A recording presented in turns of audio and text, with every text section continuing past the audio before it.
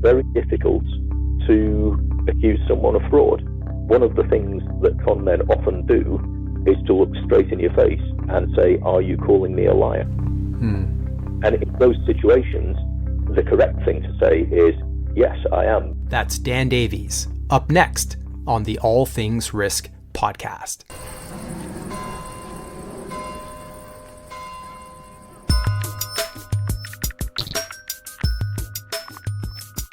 Welcome back, one and all, to the All Things Risk podcast. My name is Ben Catania. I'm your host. Who am I? I'm a risk professional. I'm many other things, including a husband, an endurance athlete, a martial artist. And for the next hour plus, I'm your host on the All Things Risk podcast. The All Things Risk podcast is a show about risk and uncertainty in just about anything. And that's because it's my belief that risk and uncertainty are things we should all understand better. And that's exactly what we try to do here via informative and interesting conversations. But before we get into it, this episode is brought to you by Audible, the home for audiobooks. And for my listeners, for listeners of the All Things Risk podcast, you can get a 30-day free trial plus a free audiobook, which is yours to keep. To do that, just go to audibletrial.com/allthingsrisk. That's if you live in the USA, or click on the link accompanying this post if you are based in the UK like me. You can choose from over 180,000 titles and get yourself an audiobook for the device of your choice. Okay, today we talk fraud. And if we think about some of recent history's most prominent frauds, from, say, the Bernie Madoff scandal, the LIBOR scandal in the banking world, the Enron scandal, and just about really every fraud in history, they have a number of complexities to them. However, as you will hear from my guest, all frauds follow a simple logic, and that logic is based on trust. My guest today is Dan Davies. Dan is a former Bank of England economist. He has worked for a variety of investment banks, and he has always had a fascination with those huge, larger-than-life financial scandals like the collapse of Barings Brothers that was precipitated by rogue trader Nick Leeson and was, of course, subject of the film Rogue Trader, featuring Ewan McGregor. The Nazi gold scandal was another one at the Swiss banks, and many more. So much so that he recently wrote an enthralling book called Lying for Money: How Legendary Frauds Reveal the Workings of Our World. It's a very readable book that gives you just about everything you want and need to know about fraud. Nassim Taleb of Black Swan fame says that if you want to learn to fend fraud, read this book. And if you want to commit fraud, don't. But if you absolutely must, read this first. It's a fascinating book, and we talk about it and we get into all of that in this episode, in which we cover a concept called the optimal level of fraud in an economy. And that sounds weird, but as you'll hear, in just about any advanced economy, there will always be a level of fraud, because there will always be a level, and must be a level, of trust. So we talk about that.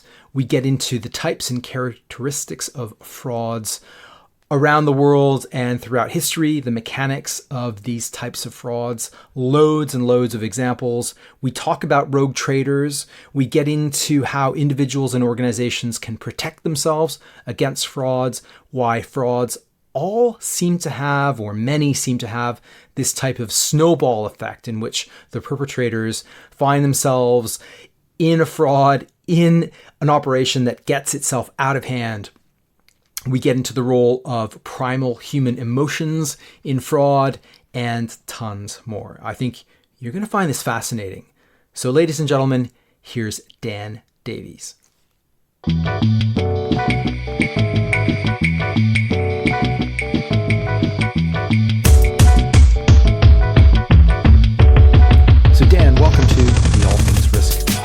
It's a pleasure to have you on. We're going to have a wonderful conversation about fraud and your book, Lying for Money, and I am really looking forward to it. Great. Thanks very much for inviting me, Ben. So I wanted to first start by getting to know a little bit of your background and trying to understand what got you interested in economics and fraud and eventually writing this book. So it might be useful for my listeners to give them a little bit of what you've done throughout your career and all of that, and we can lead up into how this led to this recent book. Sure. Well, kind of fraud kept on sort of seeking me out, as it were. I started my career at the Bank of England, where I worked in a department called Regulatory Policy, which was just made up of odds and ends of things that the Bank of England thought it should be taking an interest in, but didn't necessarily have much power over it, which is why they called it policy. And, I mean, among other sort of odd things I had to do there was look into the prepaid funerals industry in order to decide whether that was regulated deposit-taking business. But while I was there, the Barings crisis happened, or as very arch people at the Bank of England call it, the second Barings crisis, because there was another one at the end of the 19th century. And they were in the division just down the corridor from us. And I just saw people going in and out of what was previously a very sort of sleepy, looked after itself, medium-sized UK merchant banking supervision division, getting more and more anxious, and then it hit the news, and it's never, as you be aware, it's never a great feeling when your employer is on the evening news. It's unusual for that to be for a good reason. And that was my first experience to kind of really big corporate fraud. I then went on to become a stock analyst at a variety of brokerages, some but not all of which still exist. And I was covering the banking industry, and in particular the global investment banking industry. And there's always a little bit of a whiff of sulfur to that industry. There's always shady things going on. So I was covering the Swiss banks over the Nazi gold scandal, or what they euphemistically termed the dormant accounts scandal. That being the accounts effectively of Jewish people in Nazi Germany, where the accounts went dormant between 1934 and 1945, and the Swiss banks pretended that they didn't know exactly why, and just let those assets sit there and kept on trying to take ownership of them themselves. And that blew up into a massive issue for them, basically because a security guard started reading some of the paperwork he was being asked to shred and blew the whistle on the whole thing. And that's the sort of thing that goes on in the global banking industry. And it went on. And then, obviously, between 2008 and 2012, covering the investment banking industry, you get a ringside seat at some of, quite literally, the biggest commercial frauds ever to have taken place. And so I retired from that job in 2014 and managed to get in contact with a very good publisher of profile books. And they said, what sort of thing would you like to write? And I thought, I've always thought that someone should make a systematic study of corporate frauds and look at the things that they've got in common and see if that tells us anything interesting about anything. And that's what the book's all about. And it's a very fascinating book. It's very readable. And you do a wonderful job of breaking down the different types of frauds, and there's some really colorful stories in there. I wanted to maybe start this concept of fraud, of talking about some of the origins of some of the factors of fraud, and you talk about a triangle of a triangle of a fraud triangle, I think is what you call it at the end of your book. And one of the themes that also comes across throughout the book, and we can get into the different types of frauds out there, but it's this thing about trust that we need. Fraudsters need trust to be able to carry out their frauds, and the other term that you use is around it's an equilibrium quantity. So maybe if you could just break this down, why is trust so important in terms of fraud? Sure, absolutely. Well, the thing that's kind of interesting, it's trust and time are the absolute essence of the crime of fraud. I think it's J.K. Galbraith, the economist, first noticed that fraud is unusual because it's got a time dimension. There's actually a period of time when the criminal knows that they've stolen the money, but the victim doesn't yet know that they've lost it. And it happens because you can't check up on everything. In a very simple economics textbook, there's no time dimension. All the transactions happen at the same time. Production might sort of take place over time, but it's not a time that really matters for anything. You might as well have everything happening absolutely simultaneously. In the real world, cash flows come in and out at different times, and so there's always going to be a question of who is it that gets paid up front, and who is it that has to wait to get paid until the goods have been sold to a final consumer who's got some spare money. And that pattern of who gets paid and upfront and who has to wait is what tells you about who trusts who and who has to trust who, because it's also a question about how buyer and supplier power in the industry is distributed. And of course, any time where you've got a situation where there's a payment that you are expecting to be made, but which is fundamentally out of your control, you've really got two choices of what you're going to do about that. And your choices are checking or trusting. And trusting makes you vulnerable to fraud, but checking costs money. So effectively, by the amount of money you invest in the audit process, you're almost investing in insurance against someone committing a crime against you. But it's a very odd type of insurance because you've got absolutely no idea what the risk you're covering is, and you've only got a fairly vague idea of what sort of premium you're paying. In general, the more you can do by trusting, the cheaper and more efficient the economy is. That's why high trust societies are places like Canada and Sweden, and low trust societies are places like Nigeria and Greece. This reminds, when you talk about this reminds me of, you talk about the Canadian paradox. I was reminded of a bit of work I did several years ago, and that was for a company that was about to make a big investment in Nigeria.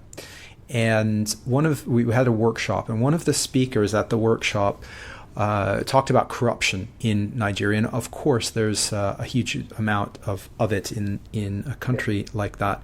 But then they talked about the kind of the village societies in Nigeria, so local communities and villages, and there's a bit of a paradox that is different in a society like Nigeria, where you can, if you're at the top of the pyramid, you can kind of get away, and actors have gotten away with massive frauds and massive corruption. Yeah. But in a local village, you could get killed for so much as stealing a pig. Yeah, absolutely. Or actually, the one thing that's kind of was suggested to me after the book was published was by Taleb, who was saying that look at the business networks of Lebanese traders. The business networks of Lebanese traders probably show how far you can push and the absolute limits of how far you can push a system that is purely based on personal trust. Because Lebanese importers and exporters the world over do business based on family ties and personal connections, in many cases going back further into history than you can possibly imagine. And it works for them, but it's worth noting that the global networks of the Lebanese traders all over Africa and the Americas is the only example of one of those family-based networks that there are. It's very difficult to run an economy on that basis. And you can't grow that way. You can't really kind of set out and pioneer a new country like the United States of America or Canada on that basis. And so in Canada, it's the exact opposite of what you had in the Nigerian system. It's very democratic. Anyone who likes in Canada, if they've got a decent education and one good suit, they can probably end up with a fraudulent mining stock promotion and steal a few $1 million. Eventually they might end up getting caught by the Royal Canadian Mounted Police. But the reason it works is that most people don't do it. And part of the state of affairs that makes it possible to get away with so many scams in Canada, and particularly its regional stock exchanges, some of which are just appalling, is that it's possible to start up a legitimate business in Canada. And actually, starting up and running a legitimate business for most people is a more obvious thing to do than starting up a fraud. So you have places like Greece where it's quite difficult, unless you're in the government, to commit a crime of dishonesty because no one will do business with you. But it's also incredibly difficult to start up a new company because no one will do business with you. Mm-hmm. And if you're that fraudulent Canadian mining company owner, you can get away with it. You can restart. However, if you're that Lebanese trader, the local villager, or the Greek merchant, if you commit a fraud and you're found guilty of it, everything goes away. Absolutely. You're out of all your business networks. You're out of your social networks. You're probably even out of your family. Yeah. Can we talk a little bit about the different types of frauds that you very colorfully and very well articulate in the book? So you start with, you explain this sort of 4 types. There's this thing called the long firm, there's counterfeiting, there's control fraud, and there's market crime. I think it'd be useful for my listeners to maybe step through each of these, maybe starting with this concept of the long firm fraud. Sure. I mean, the idea here is that there's 4 steps here, and each one of them is a step up in the level of sophistication of the economic institution that it's exploiting. So a long firm, which is sort of the old kind of Anglo-Saxon word for it, is simply stealing by lying. It's a case where you either obtain valuable goods on the basis of a promise to pay, or you obtain money on the basis of either a loan or a promise to deliver valuable goods, and then you use the time between you getting the value and having to make the payment to generate cash and disappear. So, it's as simple as that. It's like buying a load of consumer electronics on 30-day credit, then selling them all down at a market stall and running away with the cash. So it's not that sophisticated. You have to reach a certain amount of stage of development in an economy before it's possible to run that con, but it's not that much of a stage of development. Obviously, when people start trying to deal with the fact that it's very easy to steal by lying, they start by bringing in certification mechanisms. So you start getting requirements for audited accounts, you start getting notarized documents, you start getting certification that a banker's draft is valuable, and an attack on the certification system is a counterfeit. So the most obvious thing to counterfeit is cash. But you can also counterfeit safety certificates. If you are an extremely amoral person, you can counterfeit pharmaceuticals and sort of operate that way. But in all these cases, what you've got is a whole infrastructure like the accountancy profession or the legal notaries, even the medical profession, which has a set of institutions that are really set up to economize on information. They're set up to certify things so that not everyone has to check them out for brand new every time they do some business. So when you introduce gold dust into a bag of rock and send it off to be assayed, that's a counterfeit because it's an attack on a certification system. as you start moving up the ladder of sophistication and economic developments, you get the divergence between ownership and control. And a control fraud is a kind of crime of dishonesty, usually involving either a counterfeit or a long firm or some other way of stealing money. But a control fraud is where you're actually trying to steal money by transferring it yourself through basically legitimate means, but by doing so by assets that you're controlling dishonestly because you're controlling them for your own benefit rather than under the terms of whoever agreed to give you control of them. So the classic way to do this is the old savings and loan fraud. And the phrase control fraud was actually coined by a bank regulator to describe what crooked S&Ls did, which is that if you want to rob a bank, the best way is to get control of a small savings bank, set things up so that in the natural course of business, that savings bank will pay out a percentage of its value to you, either by dividends or by senior management bonuses or by buying assets from another company that you own at market or above market valuations. And then once you've got that thing which you control and which pays out a percentage of its value to you, you just inflate it to multiples of its former size with borrowed money. This is actually very difficult to detect because none of the individual transactions are crooked. You know, it's perfectly legal for a company to grow. It's legal for a company to borrow money. And when a company pays out a dividend, it's not like a long firm. It's not an intrinsically fraudulent transaction. That's why they're so difficult to bust, because the only evidence that this thing is actually a fraud rather than an ambitious business that had a bit of bad luck is inside the head of the controlling mind. And we actually kind of cover some examples in the book where it's not obvious that there even is a controlling mind, because you can quite easily, and my view is that a lot of banks did between 2000 and 2008, set up a system of incentives that will have all the effects of doing things that a control fraud would do, but there's no one individual who planned them that way. It's what they called a criminogenic system, which is a system of business incentives which encourages people to commit criminal acts.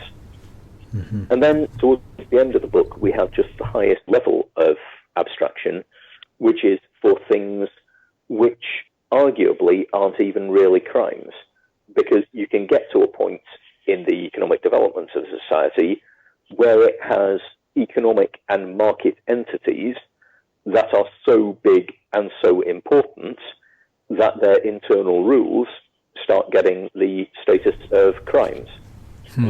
For example, insider dealing. You know, for most of the forms of fraud, you can find a commandment in the 10 Commandments that tells you not to do this. So, like, long firm is just thou shalt not steal. Thou shalt not bear false witness could reasonably be glossed as saying that you shouldn't forge qualifications or banknotes or draft letters. But there's nothing in the 10 Commandments that's going to say thou shalt not trade securities while in possession of material inside information. You know, and that wasn't even a crime anywhere in the world until the 1930s, when it was made a crime in the USA. It was made a crime in the UK in the 1980s. It was banned in New Zealand as a civil tort in 1998, but only made a criminal matter in 2005.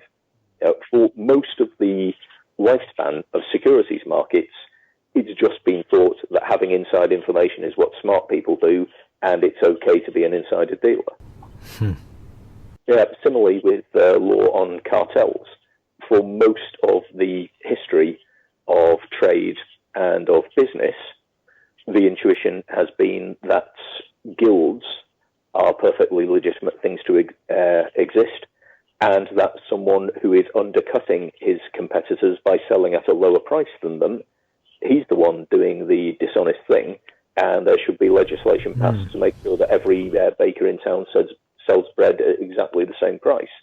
It's only comparatively late, and again first in the USA and only later in most other places, that people start saying that cartels are a conspiracy against the public interest, and the public has a right to create, out of absolutely nothing, a crime which, when you look at it, must have looked at the time like a ban on freedom of expression and freedom of association. Absolutely. I mean, there's the famous quote from Adam Smith, which is used as the basis for kind of competition law and antitrust law, where he says men of the same business never meet together even for idle merriment without some kind of conspiracy against the public good.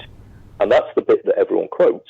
But the very next sentence is Smith saying, however, there is nothing that can be done about this because to pass any law against it would be absurdly illiberal and probably counterproductive. That's how people thought right into, well past the end of the 19th century. And so the market crime is something that you look at it and you think, is this really a crime, or is this a rule of organization of the economy that has gained the status of a crime because some things in the economy are so big and so important that their internal rules actually kind of reach the status of criminal sanctions. There's a lot there. One of the things that I perhaps wanted to add in here was when you describe the long firm fraud, you also talk about Silk Road. And so so you talk about stages of development, but this is a multi-layered thing, because as new technologies enter the fray, then this cycle seems to perhaps repeat itself as we go through the development cycles of those new forms of technology. It's absolutely beautiful, isn't it? It's this and Bitcoin as well. All of these guys are inventing a brand. The way that you can tell, in many ways, that they really are inventing a brand new economy and a brand new sort of system, is that when they're doing that, they're reinventing all of the same mistakes that we originally made in the real economy. So Silk Road, for your listeners, was an online market where you could buy drugs. And it had a whole load of technological protection against fraud. It was absolutely the case that you were meant to put your money into escrow with their central Silk Road organization, put your bitcoins into escrow, as it were, and then wait till your drugs were delivered and then certify that they'd been delivered so that the money would be then released to the vendor. And all of the technological stuff worked, and all of the social and economic stuff just didn't work for them at all, because this was one of the things we wanted to talk about. Fraud's an equilibrium condition. The amount of money and time that people are prepared to waste on fraud prevention depends on the benefits that they get from doing so. And so while it was possible to use the escrow system and be absolutely 100% fraud-proof, it was kind of a pain in the ass to do so. And also, most of the merchants were honest. And so most of the time, if you said, I'll just send you the Bitcoin, we won't bother with the delay and the small fee for using the escrow service, send me the drugs, you've got an honest face, most of the time that worked. And so everyone got into the habit of doing it. And then because everyone got into the habit of not using the escrow system, you got lots of people who started using it to commit. Well, I mean, I don't like my book being used as an instruction manual, but I think that all of your listeners have got the wit to realize that if people are sending you untraceable Bitcoin money in exchange for a promise that you will send them illegal drugs, there's quite an easy way to defraud those people. Yeah, the incentives are there. But just by not sending the drugs, which is not something you want to do if you want to maintain your reputation. And reputations were really important on the Silk Road market. They had a feedback system modeled on eBay, which people used a lot. But of course, the thing about being a drug dealer is that it's not really a lifetime career. It's not something you want to hand out to your children. And so when people decided, I'm leaving university now, I'm growing up, getting a family, I don't want to do the online drug dealing anymore, there was a huge incentive to just build up a load of orders and then disappear. And Yeah, it's classic long firm. It's something that you could drop the tradesmen in, and it would not take them long at all to work out what was going on and how they could do it for themselves. Right, and it comes back to trust again. So do a few transactions and build up that trust. It's the same thing that I suppose we see in classic bait and switch type of frauds, where you create some form of legitimacy and again build up that trust. Transaction comes in, and then you switch the client into something dodgier where you can collect commissions or whatever it is that you're trying to do. Absolutely, or the same name scam that the New England mafia were fond of, which is just simply you start up a company that's got a really similar name to an existing company, and then you start just basically telling people all around the place that this company's name has slightly changed and they should send checks to Acme Manufacturing and Trading Inc. rather than Acme Trading Inc. and steal the payments that way. And the reason it keeps on popping up is that there's a clear equilibrium here, because trust is a really valuable technology. So much of any system, so much of any risk management system is based on costly checking, and trust really helps you economize on all of that cost and all of that expense. The more you can trust, the less money you're spending on what is basically, from the point of view of the whole economy, that's right. Yeah, that's right. And doing business just on the basis of simply contracts, you could never do it that way. If you always have to default to what's in the contract, what the fine print says in the contract, then everything slows to a crawl and nothing happens. And I think it was it Stephen, one of these motivational speaker types, Stephen Covey, was it, who said, business at the speed of trust or something like this. But it's true that trust lubricates, makes everything go smoother, quick, everything's quicker, more efficient, but there's a flip side obviously to that. Yeah, which is your losses through fraud. But the interesting thing is that the optimum level of fraud could be very high. If you look at all of the really sort of productive eras, like if you look at the Industrial Revolution, the gold rush, the dot-com boom, there was a lot of fraud in all of these periods. Something like 1 in 6 of all companies floated on the London Stock Exchange between 1830 and 1860 were frauds. Right. But on the other hand, between 1830 and 1860, that was the absolute high period of British industrialisation and Victorian England. But there were huge numbers of dot-com companies that were either frauds or something so close to frauds as makes no difference. But the internet did get invented during that period, and a lot of the time you start asking, do you want to make sure you're completely safe from fraud losses, or do you want to be rich? Investors don't always want to be protected, they want to invest. Right. And it's the classic risk return calculus, I suppose. Absolutely. The trouble being that in the book I kind of talk about there's 2 types of fraud. You've got your classic Donald Cressy triangle fraud, where you just have, it's like means, motive, and opportunity for a murder. You have someone with a need, which takes the place of a motive. There's a need for more cash than they can generate honestly. They have an opportunity, which is a defective control of some sort. And then the third leg of the fraud triangle is rationalization. You've got someone has to break down the psychological barriers that we all normal people have against lying, which most people really are set up to be very, very reluctant to tell important lies about money. It's practically a cultural universal. And that triangle model lets you think about the trade-offs. It lets you explain why Canada has a load of securities fraud and is really rich. Greece has hardly any, but is not so poor. Because Canada, I'm sorry, I'm not picking on Canada specifically. Yeah, that's all right. It's in the book. Yes, it's absolutely. It's a rich and egalitarian economy.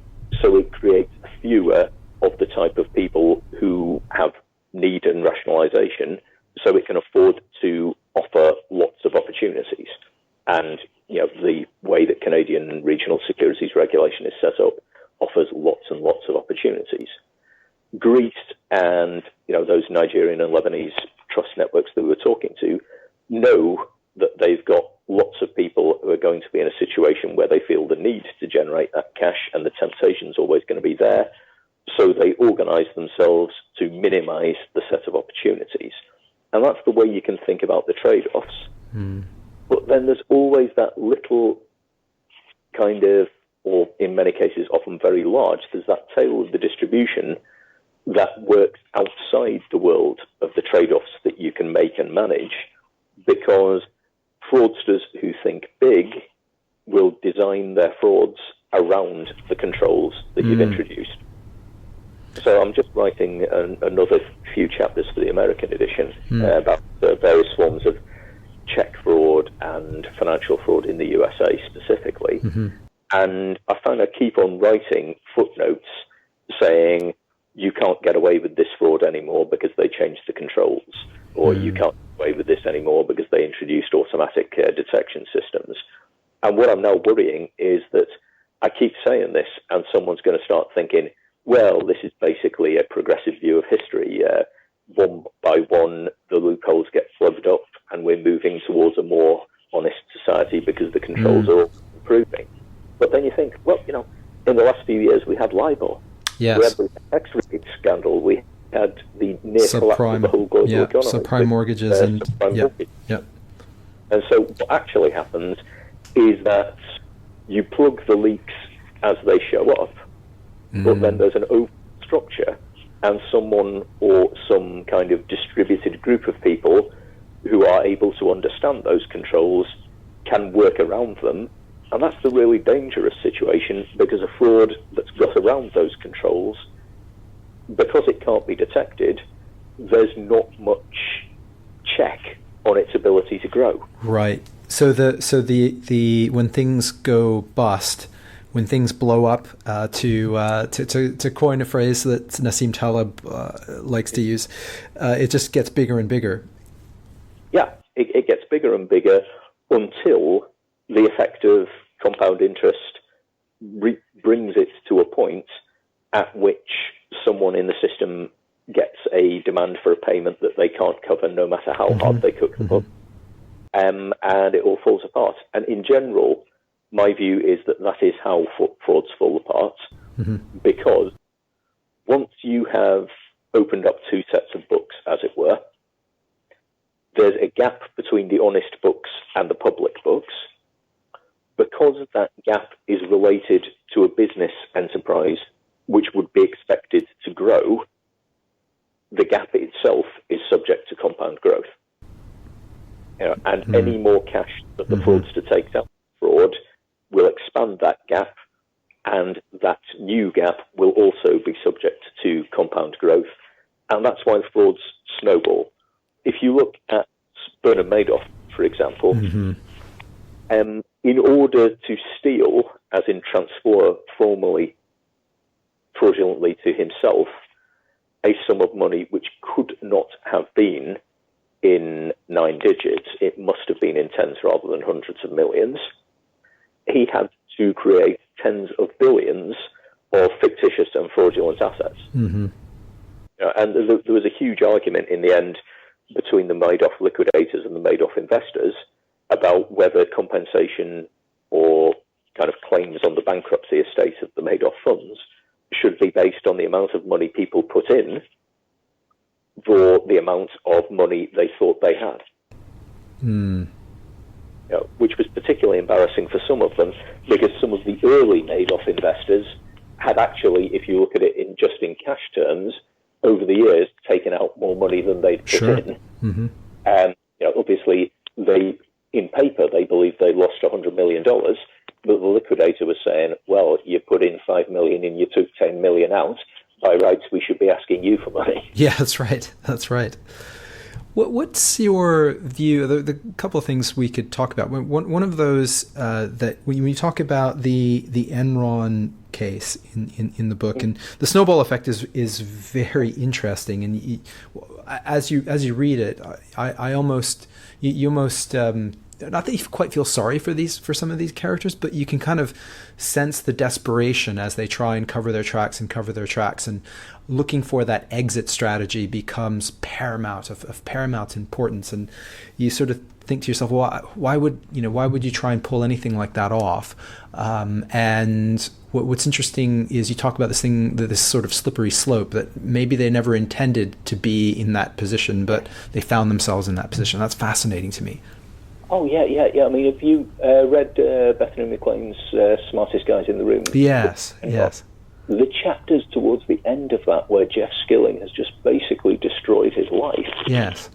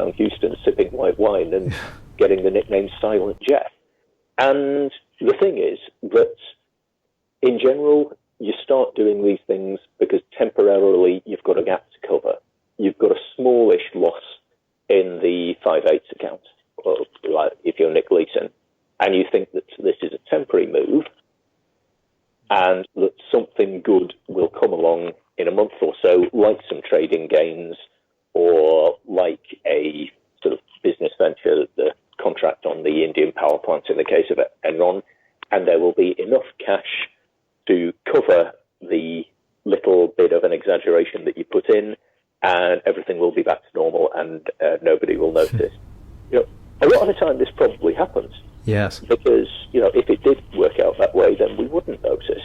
Yes. And even if someone at eagle-eyed controller did notice, 9 times out of 10 they would do exactly the wrong thing, which is to say, "Oh, that was a bit dodgy, don't do it again," rather than escalating it. But then when that doesn't happen, you've got a much bigger hole, which means you need to take a much bigger gamble, because taking a small gamble isn't going to do anything. And then once you're 5 or 6 gambles deep, that must be a very strange psychological place to be in, because you still, at that point, must know that nothing is going to make this thing right, but you can't kind of pull the plaster off quickly. You kind of feel like you've got to play out the hand until its end, and just keep on expanding it until something happens. There really seems to be, in a lot of these cases, a psychological sense, once the losses have got out of control, that they suddenly cut down the connection between what's going on and them. And I think that is linked to the rationalization that allowed them to commit the fraud in the first place.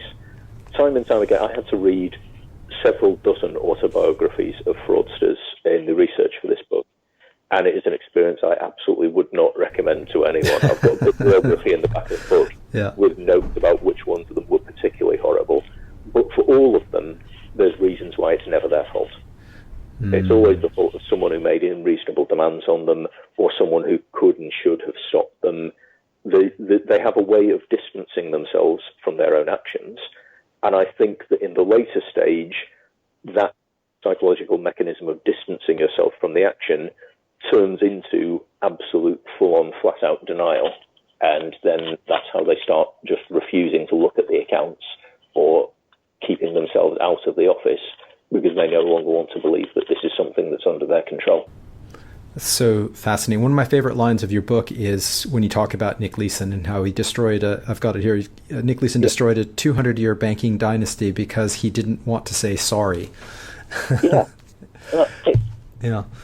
The interesting thing, though, about Leeson is that, and I, as I say, when I was at the Bank of England, shortly after Barings had collapsed, one of the odd little jobs my division got to do was to look at how you might have an inquiry into stopping this sort of thing happening And there were obvious things like not having the head of trading also being the head of back office. Yeah, no, that wasn't a good move.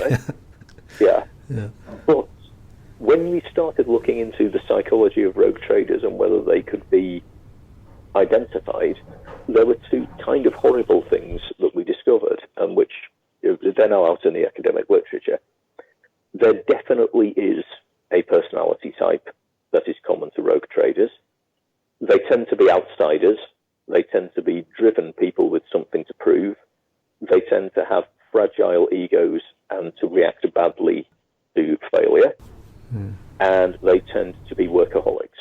And you can have this tick, and Jerome Kerviel, Quico Adeboli, Joe Jett at Kidder Peabody Hammer many years ago, the guy at Daiwa, Mr. Copper, who sort of lost a huge amount in the copper futures market, all of them, not quite the right school, always felt they had something to prove. The thing is, though, that if you take that psychological profile, it's also true of successful traders. Right. It's all of the psychological characteristics of the guys who go bad are also true of some of the best traders that there are out there in financial markets.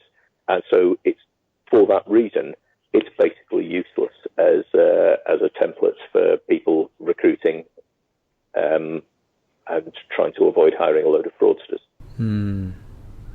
Right, because absolutely. Have you read The Hour Between Dog and Wolf? Great book. Yeah. The psychology of it and the neuroscience, it makes a lot of sense. But you're right, and you could argue. I think Taleb makes the same sort of argument around those that are successful and not successful. It's you've just got the same pool of people. Some are lucky and some aren't.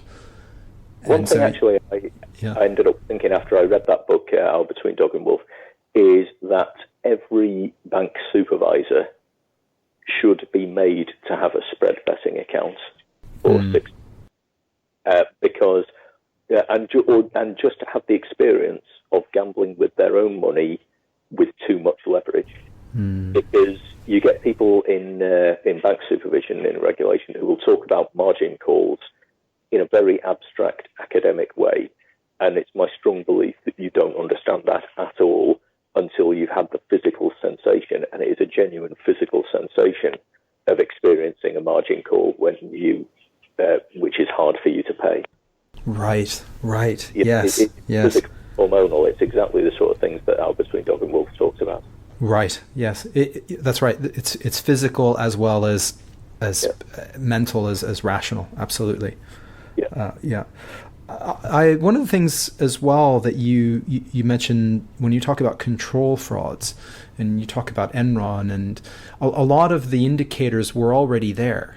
I think Malcolm Gladwell wrote a thing about Enron and he called it open secrets. Yeah. So if you actually did it's just a question of efficiency. You don't have the time to do a forensic analysis of the books, but the indicators were there. Yeah. Do you know what, Ben? I think we're letting ourselves off a little bit too easy in saying that it's about efficiency. Okay. As well, you're being nice about this with Enron, because Enron I can't blame on anyone else. But the UK Ppi Scandal. Right. I was covering that for ABN AMRO and later for Panmure Gordon, two stock brokerages that don't exist anymore.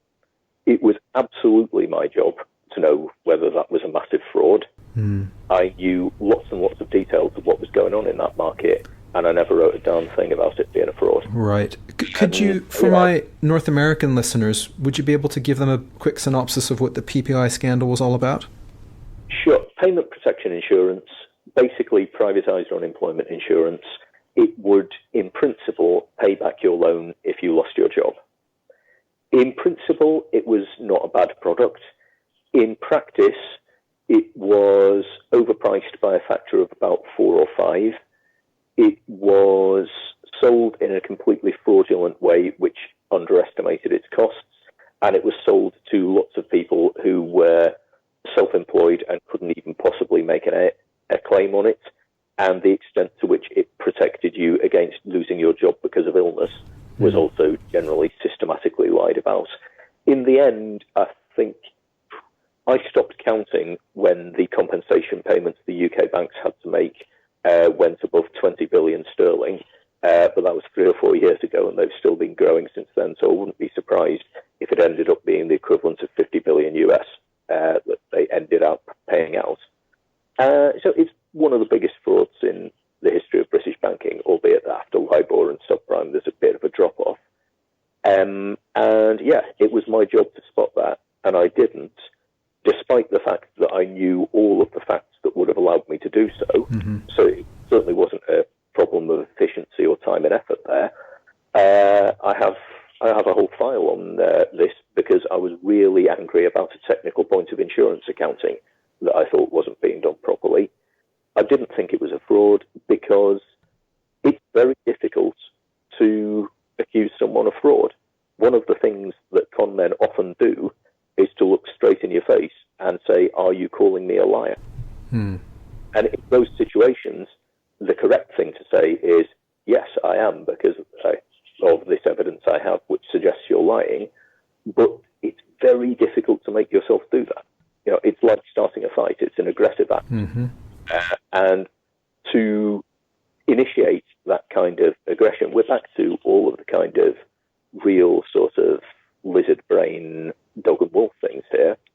To initiate an aggressive act against someone who is a chief executive officer and who, you know, we're talking about people like Sir Fred Goodwin here, who is one of the most admired chief executive officers of the period between 2000 and 2008, and was the least admired shortly after that. It would have been a hard thing to do, and so I can only assume that there was just a little department of my subconscious mind that was trying to stop me from doing something which would necessarily have involved starting a fight with someone much, you know, bigger and stronger than me. So yeah, I don't think it's necessarily all about efficiency and checking up. There's a lot of there's a primal part to all of this, isn't there? It's either primal or it's very deep in socialization that it's difficult to accuse people of fraud in a high trust society. You know, maybe in somewhere like, I hate to pick on Greece because I love the country, but maybe in one of the Greek islands, it's really easy to accuse someone of tricking you. But in UK or USA or Canada or sort of high trust economies, one of the features of high trust economies is that they're economies where there's a big stigma against lying, and that means it's very difficult to accuse someone effectively of lying, which is what you have to do if fraud detection is what you're aiming to achieve. Mm-hmm. And there's also that piece around whether or not it's Sir Fred Goodwin or whoever. You think, well, they wouldn't have got there unless, you know, they were ethical, upstanding, smart, you know, whatever. Yeah, absolutely. And a lot of the time, things which look, a lot of the time, accusations of fraud turn out to be not quite right. And in that case, you know, what do you look like for having sort of cried wolf? There's also in many ways, you could almost say, if you were trying to be provocative or sort of for your student to basic society, the institutions of business in high trust economies are set up to make it as difficult as possible to detect and accuse frauds. Wow. Yeah. Well, with that thought in mind, I was wondering about what you think some of the ways in which either individuals or organizations, what they can do to minimize fraud. And I know you talk about this, the benefits of thinking like a fraudster. So maybe that's a good place to take this. Well, I think there's two levels of fraud. Mm-hmm. You know, if you kind of think about how you manage something, and if you actually really kind of think about your processes and how you measure performance and what you look at, then you're pretty far along the way to looking at what are the things that someone who's trying to defraud or subvert your systems is going to look at. Because in many ways, I think, as I say, because I think there's two levels of fraud, I think there's two levels of fraud prevention. You have your everyday kind of opportunistic fraud, your kind of Cressy's fraud triangle fraud, where just one day there's dishonest people out there. Every day you bump into them like you bump into germs. If you have good controls and a strong immune system, then most of the time when you bump into those guys who've got the rationalization and the need, they will not get the opportunity, and you can choose the trade-off between almost literally how many transactions you're going to do a deep dive on, the cost of doing so versus the expected loss of fraud. As we said, though, against the real kings of fraud, the real fraud entrepreneurs, you're not going to get that chance because they're going to design themselves to get round your immune system. And in that case, as far as I can tell, the only thing that saves you is the snowball property. The one signature that frauds have is rapid growth.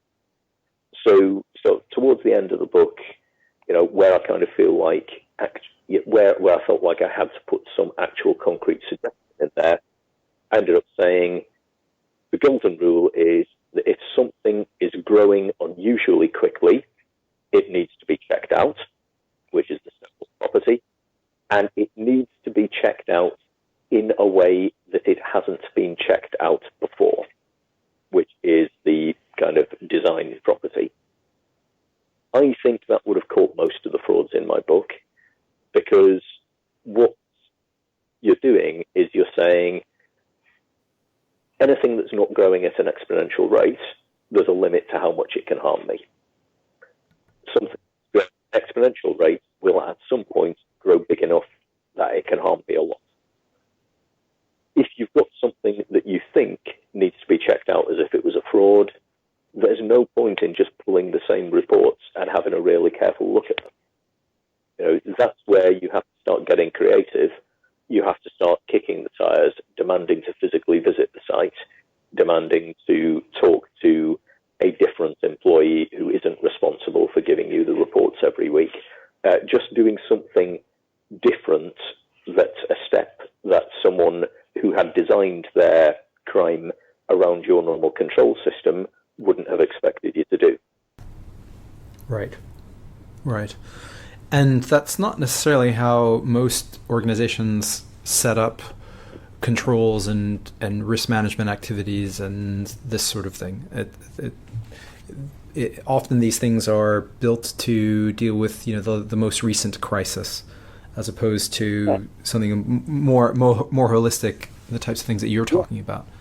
Well, indeed, many of them are not really developed as fraud systems. Classic example is Medicare in the 1980s.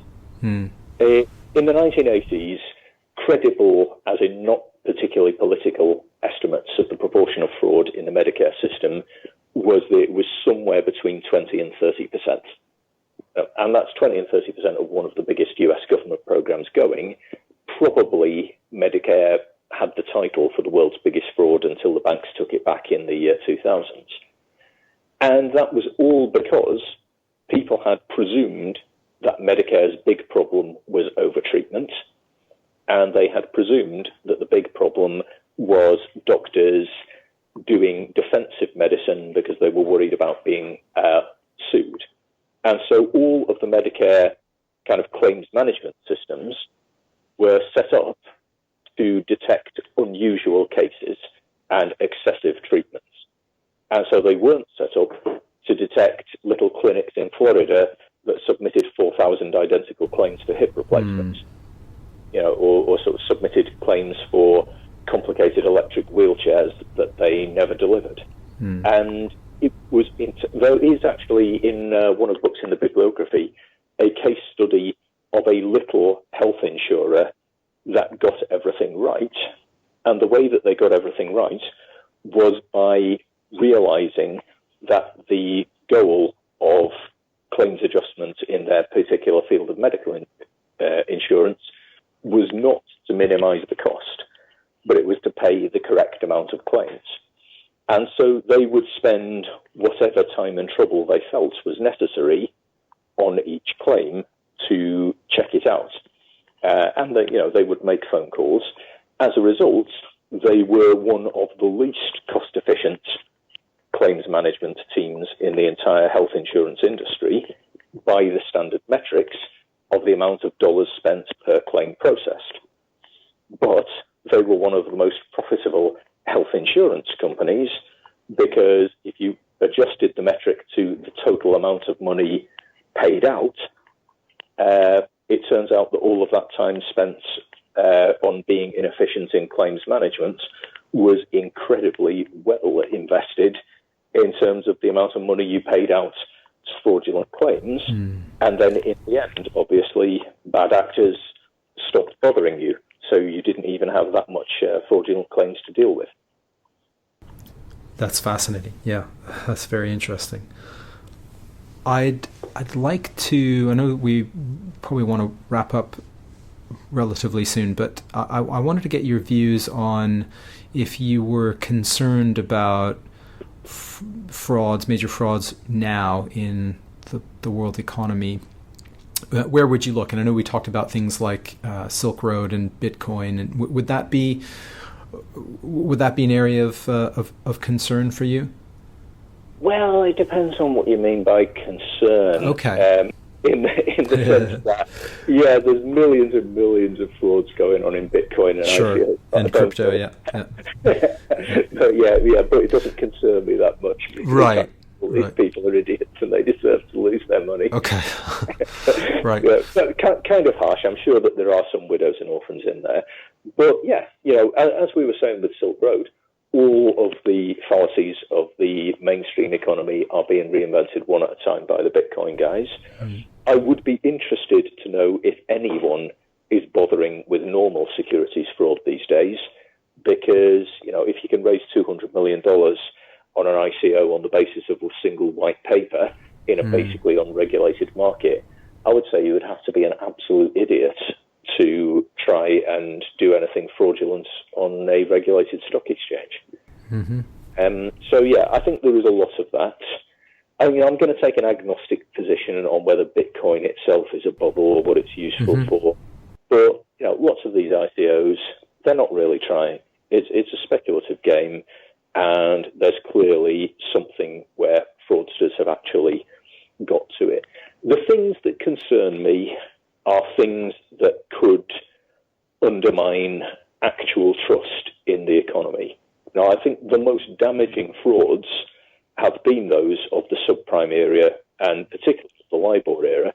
I think I can make a decent case that the absolute rage of most of the population at discovering that the interest rate markets have been systematically fixed for 10 years, that was a big element in the development of populist politics.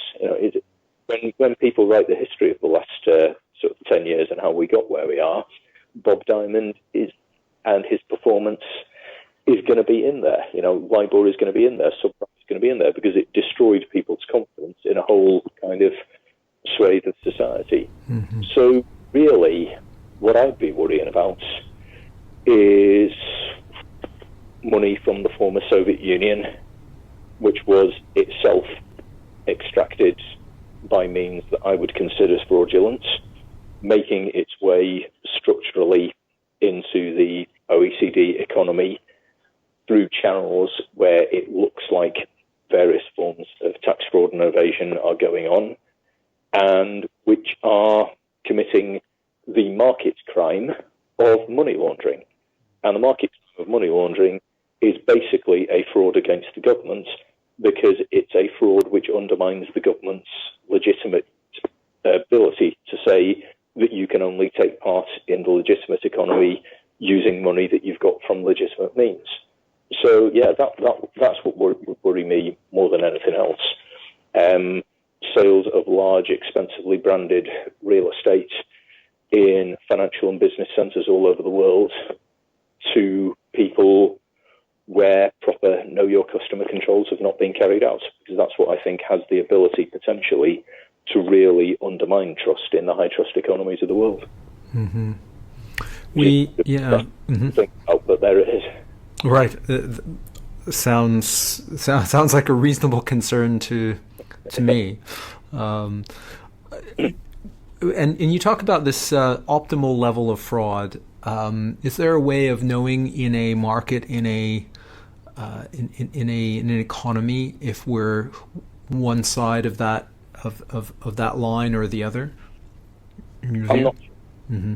I'm not sure, because I think the optimum level of fraud can potentially be very high, mm-hmm.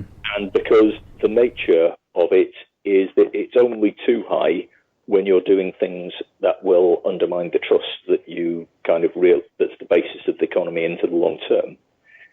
And seeing that ex ante, I think, is even more difficult than seeing that something's a bubble.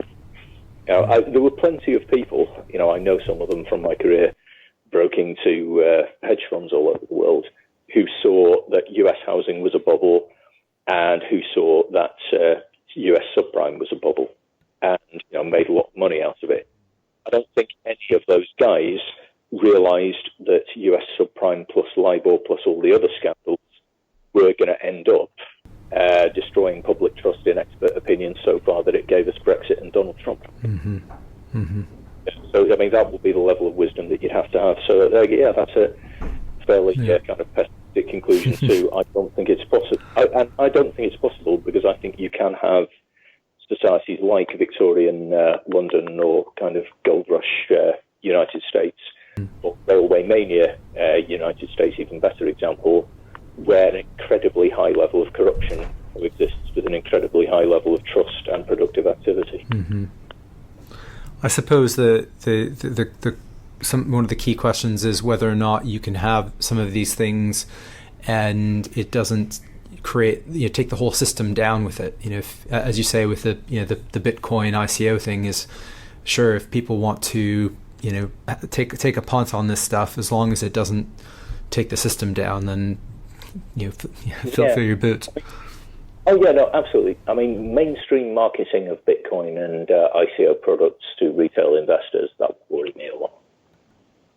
At the moment, I kind of feel like everyone involved in it either knows or ought to know that they're getting into something where they're trying to hope to pass it on to a greater fool. Moving that into kind of what you would call actual investors, that would concern me a lot. Mm-hmm. Are there any kind of personal rules of thumb that you use when you're making these your own, whether it's investment decisions or big decisions?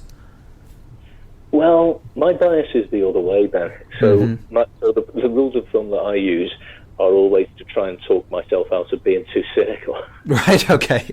Yeah. So all the time, kind of, if I look at technology or stocks or kind of investments of that sort, I'm always thinking about Theranos and you had that scam and this thing turned out to be a scam. And so my rules of thumb are that I'm always trying to remember, Steve Jobs faked demos too, didn't mean he was a bad guy. Larry Ellison faked some of the most important demos in the history of Oracle, didn't mean it was a bad thing. Mm-hmm. So, in many ways, actually, probably the rule of thumb is that someone put it to me the other day. There is a big book about the entire history of all asset returns since the beginning of capitalism, and there is a reason that the title of that book is Triumph of the Optimists. Mm. If you're, and diversification helps, obviously. If you're in a position where no one investment can hurt you too badly, then you can afford to be a bit more trusting. And in general, over the course of history, being a bit more trusting has actually been the optimal strategy. Mm-hmm. Those are wise words, and those are very good rules of thumb. It's probably a great place to wrap things up. But before we do, well, first of all, was there anything that you wanted to mention about the book? And we'll obviously give you a chance to let my listeners know where they can find it. But was there anything that we didn't get a chance to speak about? Well, just really, actually, with respect to the book, your North American listeners will not be able to buy it yet. It's marked up as unavailable on Amazon there. The reason for that is that we have sold the US rights to Scribner Books, and I am currently writing a expanded US edition, basically because the UK version has things like payment protection insurance. Yeah. It's got value-added tax in there. It's got references to the Cray twins, who, despite the best efforts of Guy Ritchie, no one in America cares about. And so I'm kind of taking those bits out and replacing them with more US relevant material. I've also been told by my US editor that North Americans in general have stronger forearms than Europeans, so they object less to big, thick, heavy hardbacks. So the US edition is going to be about 10-20% longer. Right. And that's coming out sometime in 2019, presuming I finished writing it by the deadline. Perfect. Well, that sounds very, very exciting and a very prescient book, and it's a wonderful read. I love the stories. It's interspersed with these colorful stories, but also a good level of explanation, and you don't need to be an economist or a financier to understand it. So, congratulations on it. Very well put together piece of work. Oh, great. Well, thank you very much, man. Before we finish off, for my listeners that just want to follow you, I know you're active on Twitter. Where can they connect with you and the like? Currently, on Twitter, I am at D² Digest. If anyone is interested in credit risk outsourcing, then we have a very solid counterparty credit risk outsourcing product at Frontline Analysts, which is one of my day jobs. Mm-hmm. Other than that, that takes up the majority of my time. Thank you, Dan. This was great. I really appreciate you joining me. It was I really enjoyed this, and really interesting questions. Thank you very much. No, thank you very much, and best of luck with the book, and particularly the American edition. And we'll certainly stay connected here, and really once again, thank you so much. Cheers. Thanks so much. Take care. All right, I hope you found that as fascinating as I did. Check out Lying for Money, check out Dan. All the links are in the show notes as usual. And let me know what you think. Let me know what you think of this episode or of the show in general, allthingsrisk@gmail.com. Let me know your thoughts on Twitter about fraud or anything related to that. @RiskThings is my Twitter handle. And if you haven't yet subscribed to the show, go to allthingsrisk.co.uk and you can find all the ways in which you can get All Things Risk, our podcast, into your earbuds via the podcast app of your choice. We will be back in a couple of weeks with another great episode. In the interim, and as always, don't forget, risk is life.